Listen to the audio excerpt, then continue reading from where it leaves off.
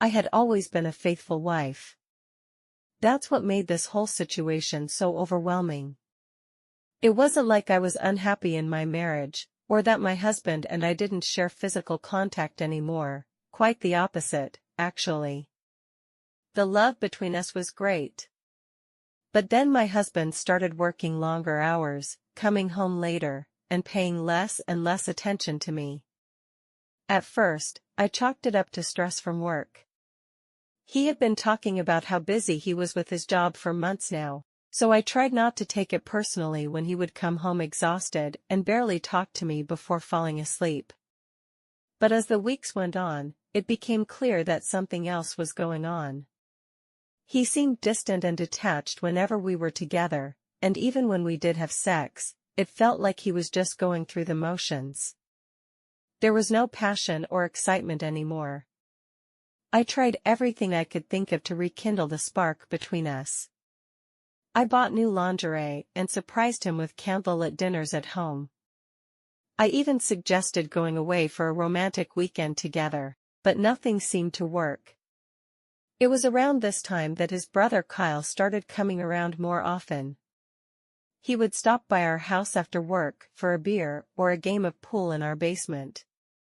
At first, it was nice having someone around who would actually talk to me and pay attention to me. But then things started getting complicated. One night when Kyle came over, my husband had already gone to bed early again after another long day at work. We were sitting on the couch together watching TV, when out of nowhere Kyle leaned over and kissed me. I should have stopped him right then and there. I should have pushed him away and told him that what he was doing was wrong.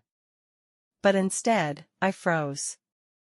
Kyle pulled back slightly and looked into my eyes in silent question. I knew that I had a choice to make in that moment. I could tell him to stop, and we could pretend like it never happened. Or I could lean into his touch and let myself be carried away by the wave of desire that was crashing over me. And that's exactly what I did.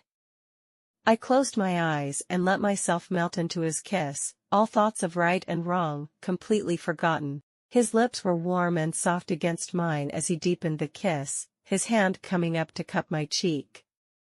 I don't know how long we sat there on the couch like that, kissing passionately, but by the time we finally pulled apart for air, I was so turned on that I didn't think I would be able to stand up. Kyle must have sensed my hesitation, because he stood up then and held out his hand to me. "Come with me," he said simply, his eyes dark with desire. Again, I had a choice. I could have told him no, that this was a mistake and that we needed to forget about it before things got even more out of hand. But instead, I took his hand in mine and let him lead me to our guest bedroom. The whole way, my heart was racing in my chest. What were we doing? This was crazy. We couldn't do this, we couldn't betray my husband like this. But then Kyle pushed open the door and pulled me inside after him, shutting it firmly behind us, and any thoughts of stopping now went right out the window. I stood there frozen for a moment as Kyle crossed the room to turn off the lights before joining me back at the foot of our bed. He reached out then and slowly began unbuttoning my blouse one button at a time, never once taking his eyes off mine. His touch was so gentle that it sent shivers down my spine as he slowly bared every inch of skin until I was standing there in front of him in nothing but my underwear. And when he finally did touch me, it was like a spark had been lit. His hands were strong and sure as they roamed over my body, tracing every curve and dip until he knew exactly which spots made me moan with pleasure.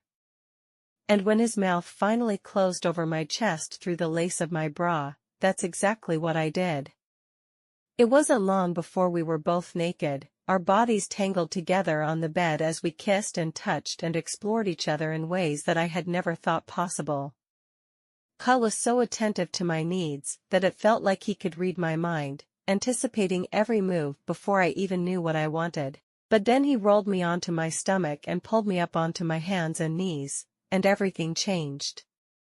I could hear Kyle fumbling with something on the bedside table next to me, but I couldn't see what he was doing. All I could feel was his warm breath against the back of my neck as he whispered, "I want you." I froze at his words. This was not how things were supposed to be going. We weren't supposed to be making love. I started to protest then, to tell him that this wasn't right, but before the words could escape my lips, I felt him press himself against me from behind, and all coherent thought fled from my mind. Kyle was harsher than anyone ever before.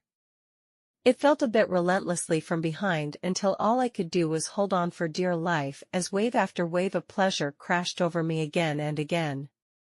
By the time we finally collapsed back onto the bed in a sweaty heap of limbs and tangled sheets, I knew that there was no turning back now. That one night with Kyle had changed everything, and there was no going back to the way things were before. And if I'm being completely honest with myself, I didn't want to. Because as wrong as it was, and as guilty as I felt about betraying my husband's trust, that one night with Kyle had awakened something inside of me that I never even knew was there. And now that it was out in the open, there was no way I would ever be able to bury it again. So instead of feeling guilty or ashamed, all I felt in that moment as I lay in the afterglow of our lovemaking was an overwhelming sense of freedom, and a hunger for more. I couldn't wait to see where this new path would take us. And little did I know then just how wild the journey ahead would be.